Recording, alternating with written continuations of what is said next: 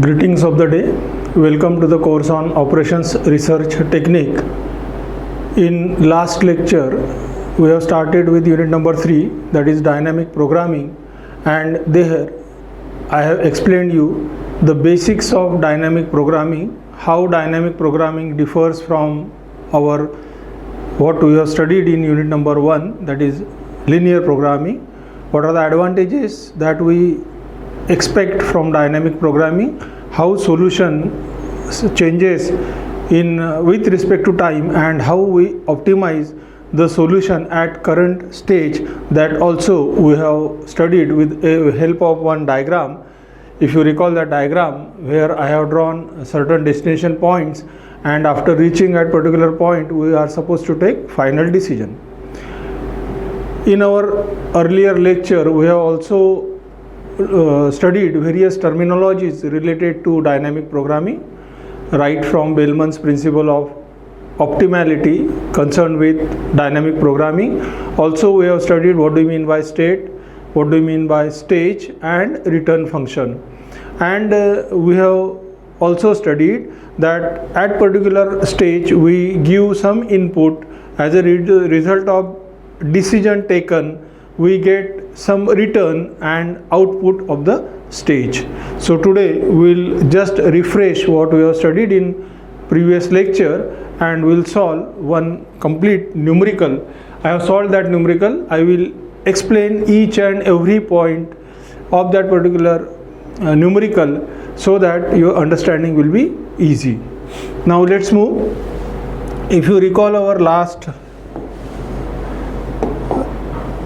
deliberation pertaining to the topic, so this was our statement, generalized statement, where the entire problem, dynamic problem, is divided into number of stages, right from stage 1, in between stages represented by dash arrow, and last but one stage and last stage. And if you recall that we have said, if I am considering this as one particular zone, so this is, I have written in my earlier lecture as sub problem 1. This was sub problem 1. Now moving backward, we have studied also the concept. If I consider now this stage and this stage combined, so this 2 will give me another sub-problem, and here we will call this as sub-problem 2.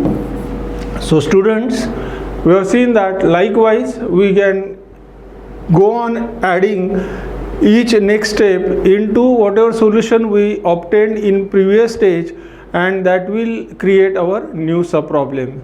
So this aspect we have already studied, and this I have explained in my last lecture, that for any stage, this is a representative stage, for any stage you have to have some input to the problem.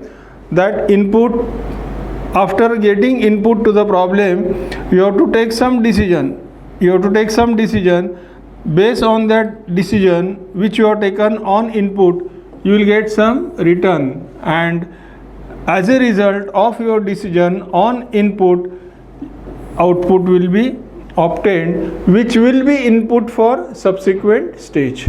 So this process is repeated in dynamic programming, and we have used the term recursion. So basically recursions, two types: forward recursion and backward recursion. So in entire problem, dynamic programming problem, we will be using the concept of recursions. So we will optimize the current stage, and based on that result we will find the decision to be taken in subsequent stage. Again, that will be explained in numerical, which we will be discussing. Now this we have studied in our previous lecture. Now the important point is, this is very important. If one understands this concept which I have explained in last lecture state variables. So this is representing your state transformation.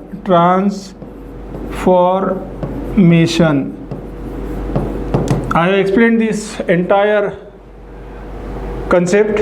So our objective function is optimize a function f which may be maximized or minimized depending upon the case, subjected to these are the subsets of the entire problem, and this is subjected to this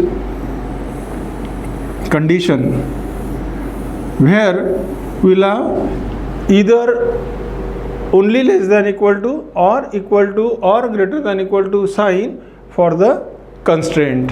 And important, all these constraints and decision variables yi greater than equal to 0.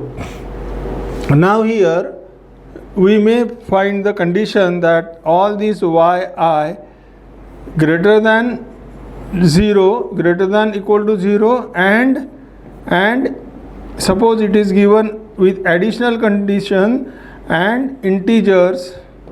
So you have to be careful regarding this word integer, means you will not accept, your solution will not give you continuous solution for the variable.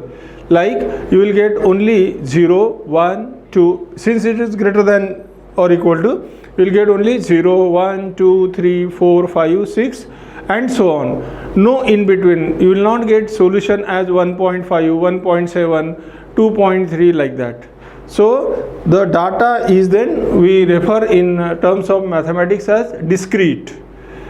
It is not continuous data, it is discrete data. Remember one thing, in dynamic programming, when our data is in discrete form, it is not in continuous form, or where it is given that these decision variables are integers, we will solve that problem by tabular method. This is very important. We will solve that problem by tabular method when it is given in the form of integers, because that will be discrete data. When it is not in that form, for continuous data, we will solve the problem by calculus method. So we will be taking derivatives of the terms involved, and based on that we will find the solution for the decision variable, which may be in then continuous form. So it is optional, depending on the problem, your decision variable by calculus method obtained may be either in continuous form or discrete form. If it is in continuous form, what you will get? Your answer as 1.2, 2.3 like that. But if it is discrete, it will be only 0, 1, 2, 3 like that. So students, keep this aspect in mind, and once you are thorough with this aspect, as I have said, for any problem with optimizing function, now again this optimizing function will be what? Either it will be maximize depending on the parameter, or it will be minimize. And now if you recall this, again I will quote this, x1 is a variable which is result of t1 of x2 y2. If it is x2 variable, it is as a result of transformation of, for x2 t3 and y3, for x4 transformation of t5 and y5. So likewise what we will do, we will go on state transformation of variables. For xn, it is for this xn minus 1, it is t, it will be t of n, it will be t of n, like as it is given t of n minus 1 and so on. So all these sub problems will be then converted in according concept of state transformation. And once we are through, this is very important part of dynamic programming, state transformation. First, what we will do when we will solve problem, we'll find the objective function suitable in this form. In this form we'll write objective function, then we'll write state transformation variable. Again I am repeating many a times the same word. State transformation is very important. Based on the result of state transformation, will optimize for each stage. Got it? Very important concept. Very important concept in dynamic programming. Very important concept. Now,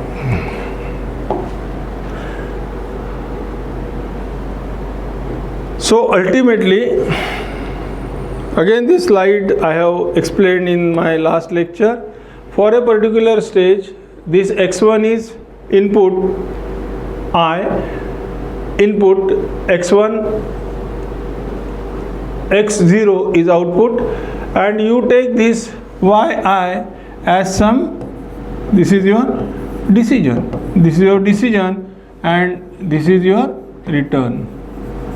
F1 x1 is a return of your decision y1 at stage n with given input, and you get some output. Clear?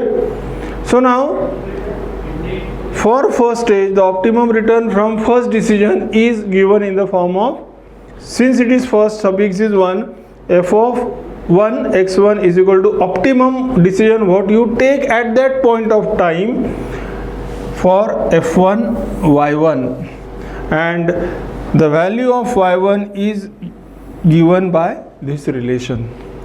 So this is overall. Again what I did is I have refreshed what we have studied in last lecture. Now we'll find application of this particular concept in real life. So be ready now.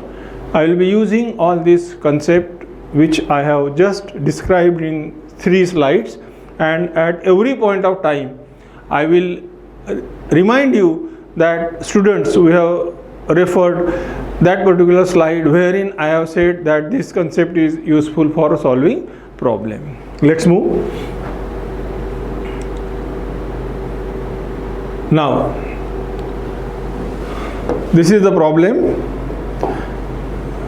which we have to solve, which we are supposed to solve by dynamic programming method.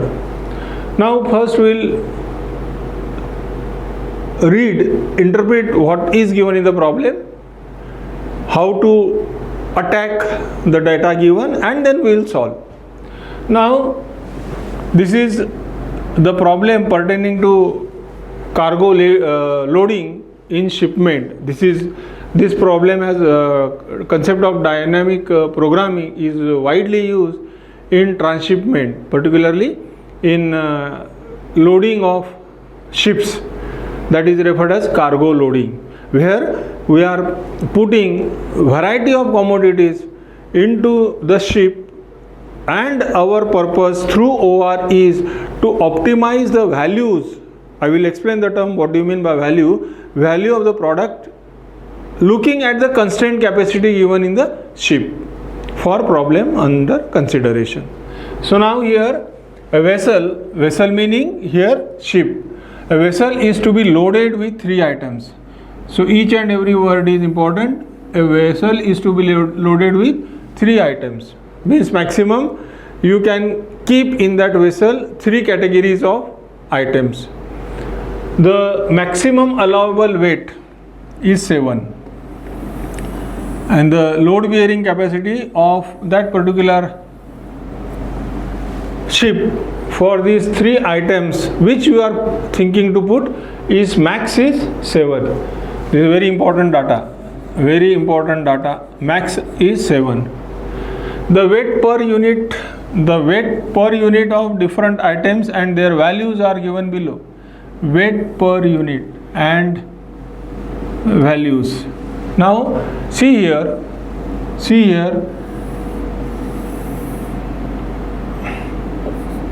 this should be, here it is value per unit. I have cut this, its place is here, value per unit, and weight per unit is in this column, value per unit is in this column. Now these are the three items. For item 1, don't be under impression that this is the number of items. This is type, category of item. For you don't know how many items are there under category 1. You don't know how many items, units are there under category 2. Similarly under category 3. We have to decide. How much of item 2, how much of item 1, how much of item 3 to be loaded into the ship so as to satisfy this constraint of weight. And these are the values per unit. Now students, don't confuse this value term with price or cost. Don't confuse this with price or cost. This value has nothing to do with price and cost. From subject point of view, from problem statement point of view, the value indicates importance. Right now, value indicates importance of that item per unit which is to be loaded into the ship. Importance, got it? Got the meaning of term value? Importance. So this value, this 90 is having more weightage compared to 70, is having more weightage compared to 20. That is the term how we have to tackle the term value. Now this is the problem statement, and what is asked, that is very important. It is required to find loading which maximizes the value of the vessel without exceeding the weight constraint of 7. This is very important. It is required to find the loading. It is required to find the loading with what? With loading which maximizes value. Loading which maximizes value. Loading which maximizes value. That is objective function. So objective function is well clear now. Maximize value. But what? With condition. Condition is what? Weight constraint. Weight constraint. And what is the weight constraint, students? It is less than or equal to maximum 7. It is given maximum allowable weight. We have seen in linear programming, when the word is used maximum, sign we are using is less than equal to given value. So now here it is very clear that we have to decide in this problem what are the quantities. Again I am reminding, what are the quantities of item 1. Quantity means units. Item 1, item 2, item 3. From units 1 to 3, so as to satisfy the constraint of maximum weight 7 with aim to maximize value that we have to find. I think now what is to be evaluated, estimated in problem is clear. Is it? Yes? Let's move now ahead. Now once we are ready with the problem statement and our mind is very clear that okay, given these things, how to move ahead. So now if you recall our dialogue in linear programming, whenever it was asked to find what is optimal product mix, what are the number of units to be produced, etc., what we have taken as an assumption in linear programming, just remember. Suppose it is the case of product mix. Can you get? Yes. We have started our assumption with let. And you cannot go ahead unless and until you consider let quantity. So now let, what you have to decide? The units of, what is your units of? Units of item 1, item 2, item 3. Quantity of units, I am again referring, units means quantity of item 1, item 2, item 3 to be loaded into the ship. Very important. To be loaded into the ship in such a way that value of entire commodity, entire collective items is maximized. At the same time, it should not increase weight constraint of 7. It is not given in terms of unit kgs or anything like that. It is simply 7. Weight is 7, that's all, and we will follow the same. So in such cases, to begin with, definitely what we will do? We'll, since I have written let means assumption, so we will start with let y1, let y2 and let y3 be the units of item, be the units of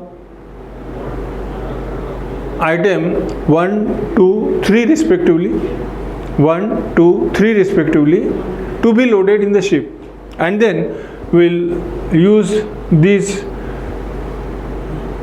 values while putting the constraint, and we'll use these digits while using the constraints. We'll use these digits for optimizing function. Remember, for item 1 it is 20, that we will be needing in next slide. For item 2 90, for item 3 70. So remember 20, 90, 70. That is the value of each item per unit. And 132 is the weight per unit. 132 and 20, 90, 70. This I will need in further slide. Now again I will write 1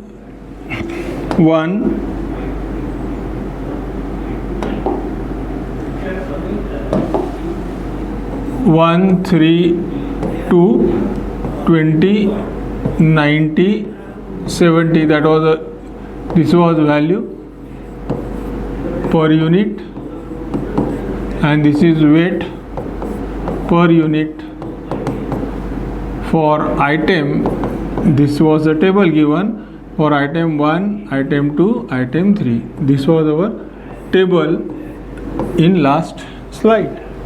So with reference to this table, now we will frame the sentences for solution. So I have already mentioned we will start our discussion with let.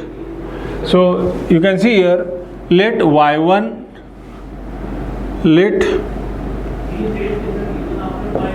y1, y2 and y3, this is y1, y2 and y3, be the number of units of item 1, 2, 3 respectively. That I have already explained in previous slide. Now the problem is, our objective is to maximize value. That maximize value we are quoting with maximum value with function f, and here what we have said, let this be y1, this be y2 and this will be y3. So what will be the value, students? It is for y1 value will be equal to multiplication of this 20 with y1. For y2 it will be multiplication of,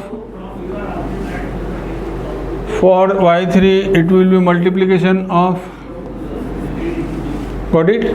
So for each For each of the item of each unit of item 1, value is 20. For each unit of item 2, value is 90. So if I want to total value, it will be 20 y1 plus 90 y2 plus 70 y3. So here I have already written this as our objective function. So how we get this is by this logic. Got it? Moreover, weight constraint was 7, maximum allowable weight, and there I have used the concept of less than equal to. So see, right hand side of the equation will be 7, but now how this y1 3y into 2y2 you get? It is again multiplication of this y1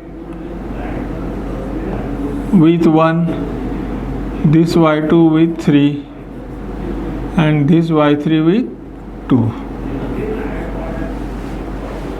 So how you get? y1 into 1 y1, 1y1 plus 3y2, 3y2 plus 2y2, and maximum allowable is 7. Got it? Very important step, very important step. Now here y1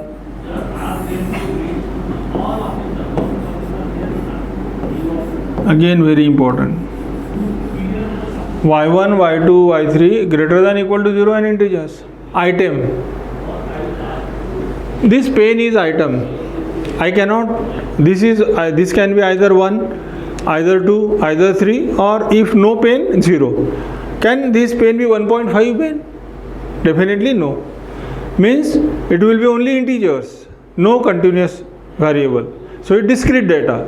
So I have to mention, since it is as a OR consultant, OR specialist, I have to read the problem, and after reading problem I have to interpret, okay, the item is like this, cannot be broken. So I have to use the concept of integers. Therefore I have written here integers. Got it? Move ahead. Now, as I have discussed in my last 3 slides, very important parameter as state variables. Again we are on the same point, state variables. Get insight into this now through this problem. See, the problem is in 3 stages. You can either only load or item 1. You can load item 1 and item 2. You can load item 1, item 2, item 3. Got it? So now, if you load all 3,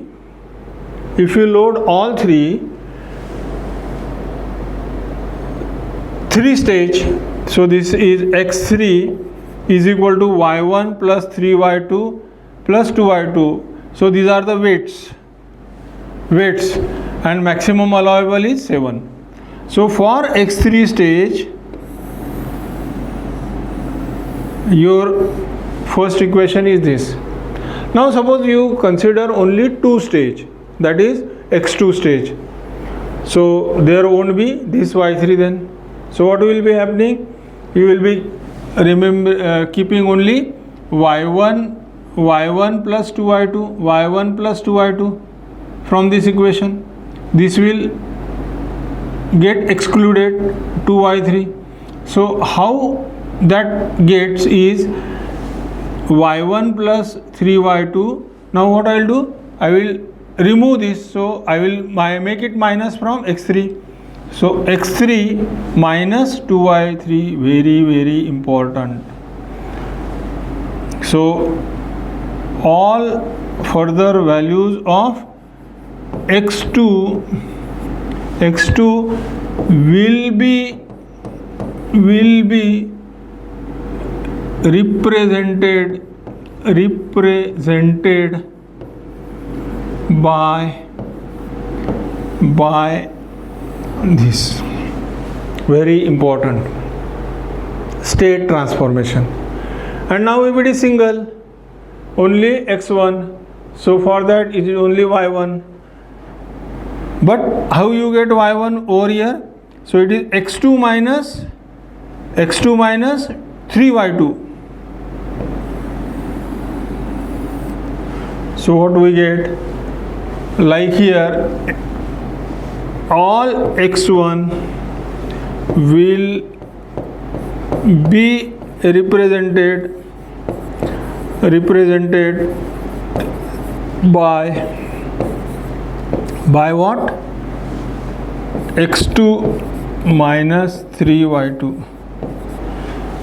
Again, how we get this? See, x2 is equal to y1 plus 3y2. Now I want only x1. So to get x1, it is only y1. So how we will get y1? You have to subtract this 3y2 from x2. So ultimately x1 is represented by state transformation of x2 y2. If you recall our earlier discussion, I have used there t of x2 y2. I have written here x2 is equal to t of x3 y3, like that. So state transformation, current stage is depending on previous stage. Got it? So that is the logic to be used. Now we'll see this aspect. These are final objective functions. For third stage, this is very essential to understand. I will explain this in detail. I will rub this. Okay. Now, suppose we are considering only one stage.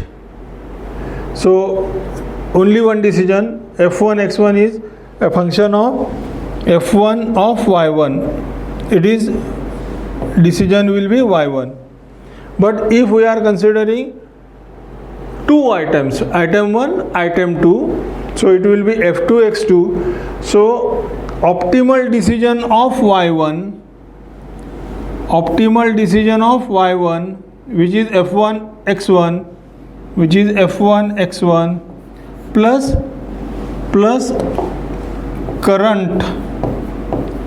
current decision of y2. That is dynamic programming. This is beginning.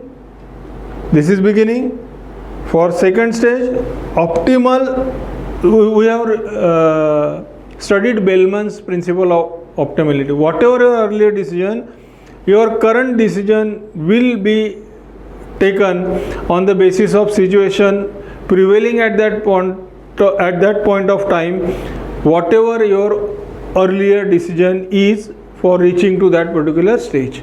So we already got this f1 x1 as a decision of y1. So for taking f2 x2, this decision is f1 x1, which we have already got, plus current. For third, optimal of second, so you can find this place here, plus maximum y3 of current. Students, see here, current decision is written with small f.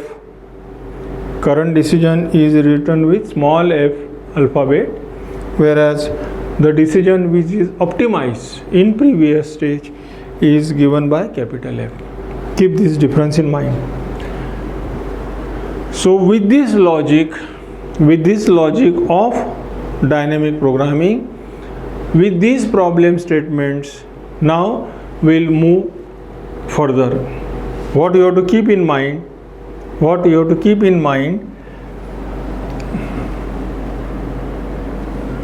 here, as I have written, x1 will be represented by very very important. X1 will be represented by this term, and X2 will be represented by X3 minus 2y3. That we will be applying I will be applying this state transformation in further slide. But before that, what we have to do? We have to find the maximum values that this y can attain for this x3. Now see here, x1 can take, here I will explain that concept. X1 can take, focus your attention on these integers, all these y1, y2, y3 greater than 0 equal to and integers. So now if this is the case, x1 is equal to y1, which will be definitely less than equal to 7, the values of the values of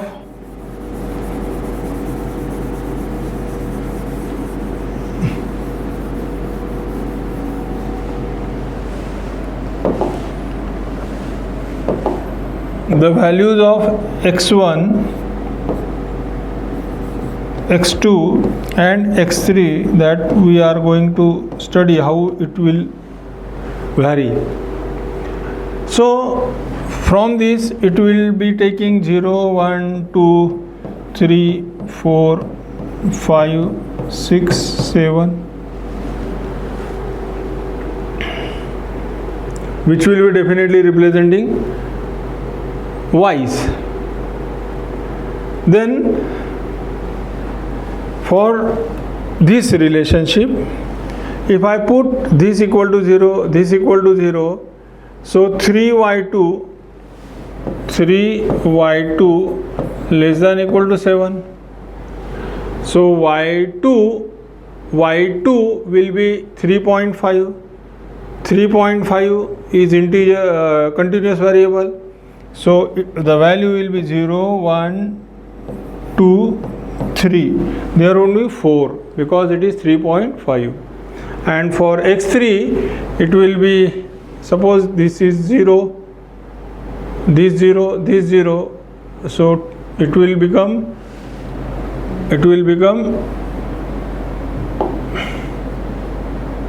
for this case, putting this 0,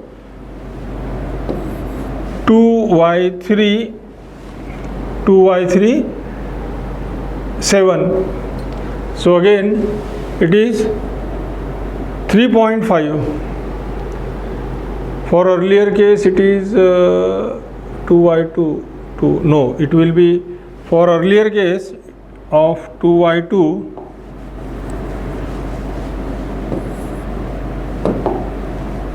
3y2. So 2.5, so here it won't be 3, it will only 2. Now if you put value 2y2, y3, so y3 will range then up to less than equal to 3.5. So means the values corresponding with 0, 1, 2, 3. Now these are very important figures which we have arrived from these relations. How we have done this? Our values are this: y1 plus 3y2 plus 2y2. For getting y1 I have kept this 0. For putting y2 I have kept this 0 first and last. For putting y3 I have used this 0, that is y1 and 2y2 0. So it yield 2y3 less than, depending on this less than equal to sign and integer condition, we have arrived with these values. Now since these values we have calculated, for different sets. So here you can find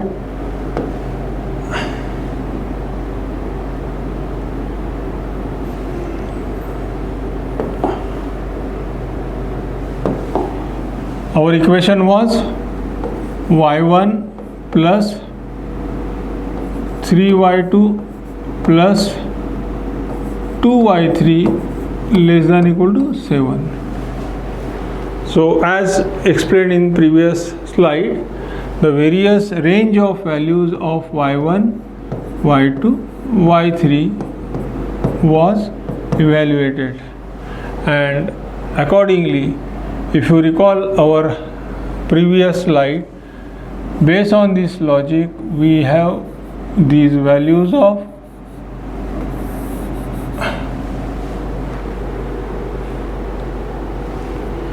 will be representing in the set of different x values also. Now this is a very important table. This we have studied stage transformation, and these two tables are very important. This is table for these values are x3 value, and this is y3 value. So x3 and y3 value will be for x2, representing x2, and this x2 and y2 values are for representing, these values are for representing for x1. And now if you recall in previous slide, this x2 is nothing but x2 is equal to, in previous slide it was x3 minus 2 times y3 as a result of state transformation, and here for x1 it is the result of x2 minus 3 y2. So students, very important point now.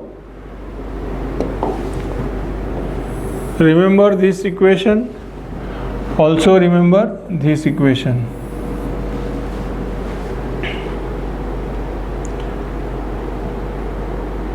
Now we have seen that our maximum capacity of load is less than equal to 7. Means the load may be, if not shift, 0 and maximum 7. So x is taking values of 0 to 7. That is very important. And we have, and therefore to correlate this logic, if you recall in previous slide we have calculated values of y3, y2, y1, and there to have analogy of that with x we have represented in the form of x, but in real sense those values are of y for changing of values of x. So we have to focus now our attention with these values. Now since I am saying the table 1 represents your state transformation related to x3 and y3, very important, very important, with x ranging from 0 to 7. For y3 you have these estimated values, so 0, 1, 2, 3. Got it? Very important, very important. So now since it is integer 1, it is a discrete problem. I have mentioned in the beginning we will solve this by tabular method, not by calculus method. Now how we arrived this point? Listen, x2 is equal to, this is table for x2 and this is table for x1. We have to do this preliminary requisite. Here x2 is equal to x3 minus 2y3. See here how to get these values. This is very clear. Why the dimension is 0,7 by 0,3. On column we are writing x value. Here this row wise all values are x values, column values are y values, and y3 is taking these values 0 to 3. Now let's see how you get this value for this 0. For this 0, how it is obtained? So it is, what is the formula? What is state transformation? x3 minus 2y3. So x3 is x3 for this place is x3 is 0. 0 minus 2 times y3, 0. 0 minus 2 times y3, 0. So ultimately it is equal to 0 minus 0 is equal to 0. Got it? Sample calculation. How you get these 4? So again the formula is x2 value, x3 value at this point is 4. 4 minus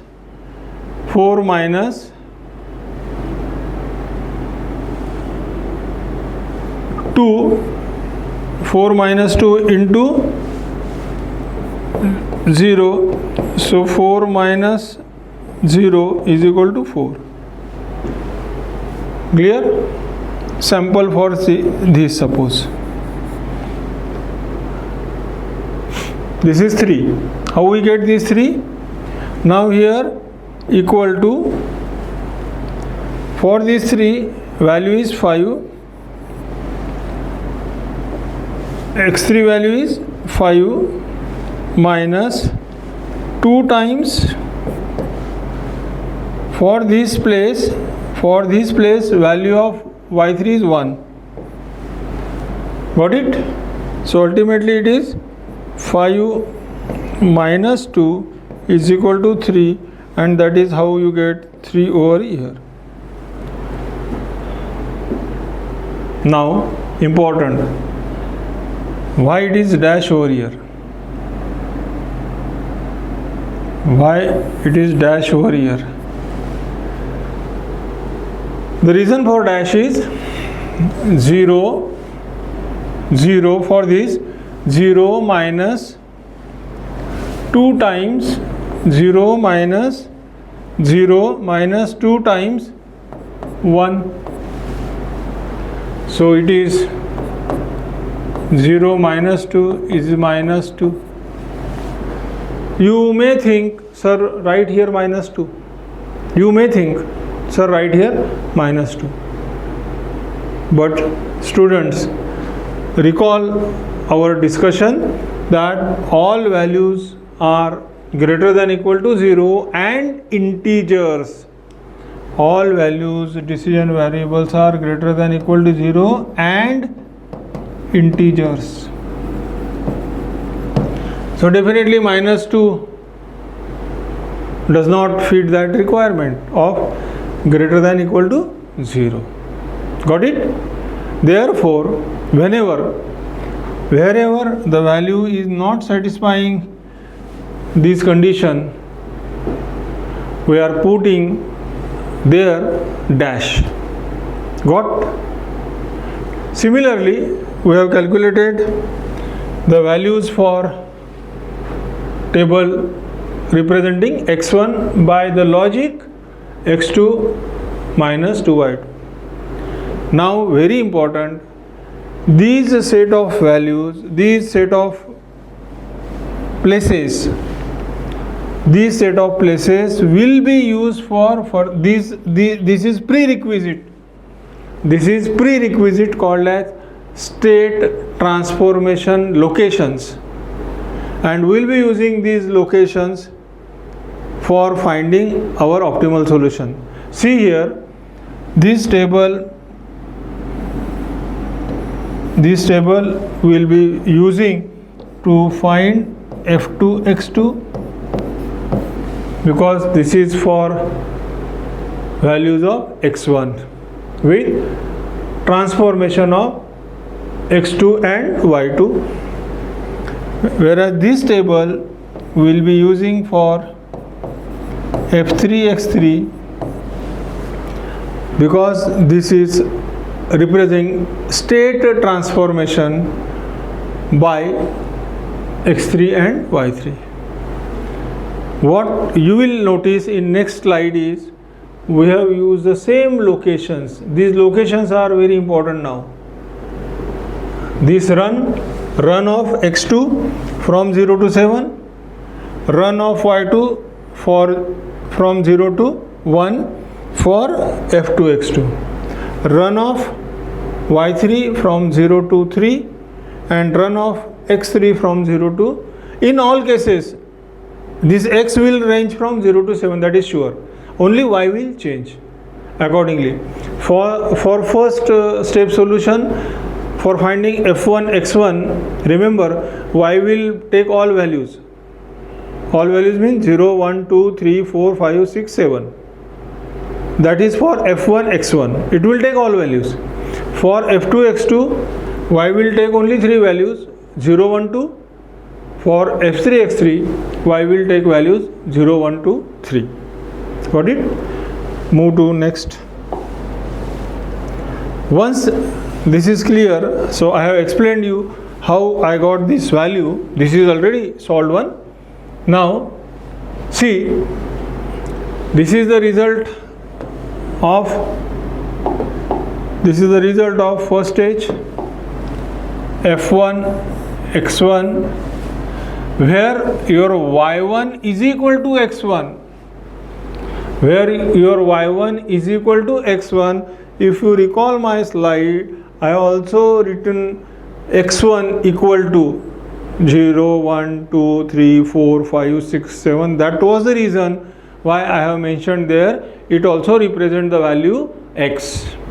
So we have seen that for these values of y ranging from 0 to 7, in terms of y1, our F1 y1 current, which is equal to F1 x1. If you recall our value function, it was 20 y1 plus 90 y2 plus 70 y3. This was maximize f value. Now looking to only one first step, outcome will be 20 y1, and therefore it is taken as 20 y1. What is done? Put 20 y1, multiply by this 20 by all values of y1, so we will get values 20 into 0 20, 20 into 1 20, 20 into 2 40, 20 into 5 100, 20 into 7 140. Got it? So this is F1 x1. Now if you recall, I have said that for F2 x2 we'll use table of x1, and table of x1 was on right side with these locations.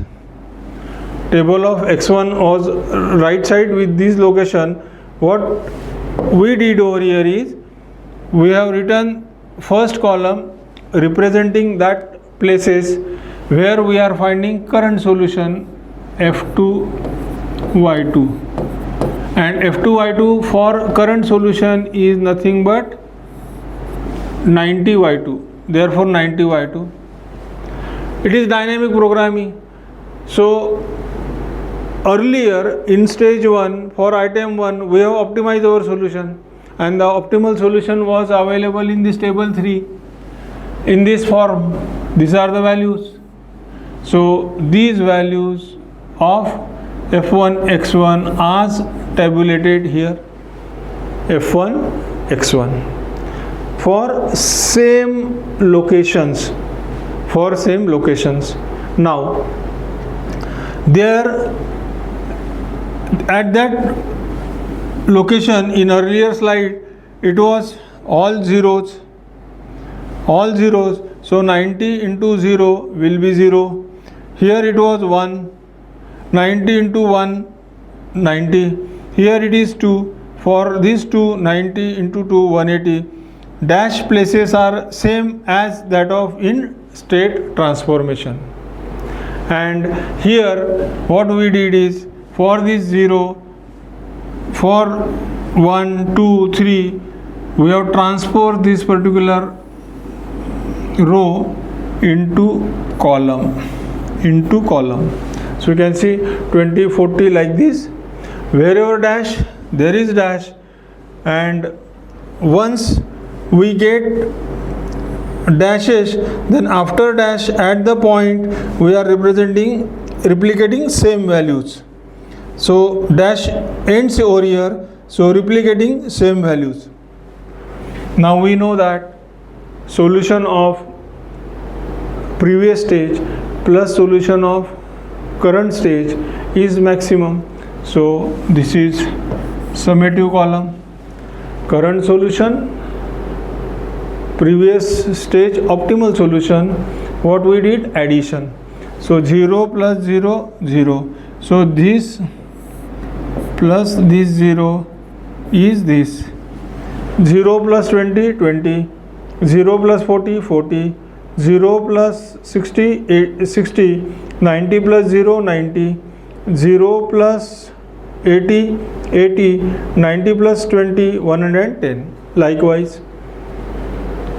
Now we got these three sets of values for second stage.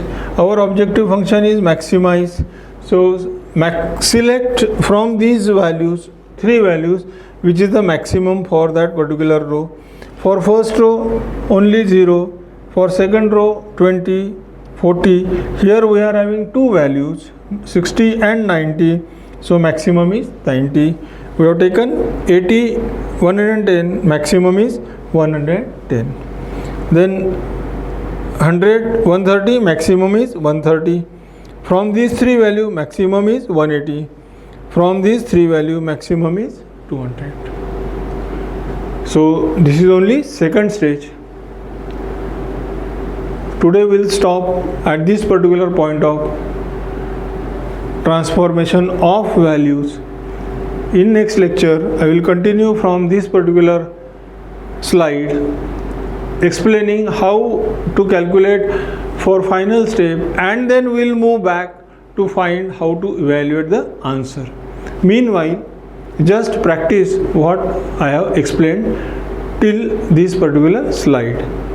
In next period, we'll study the further part with other problem of tabular and calculus method.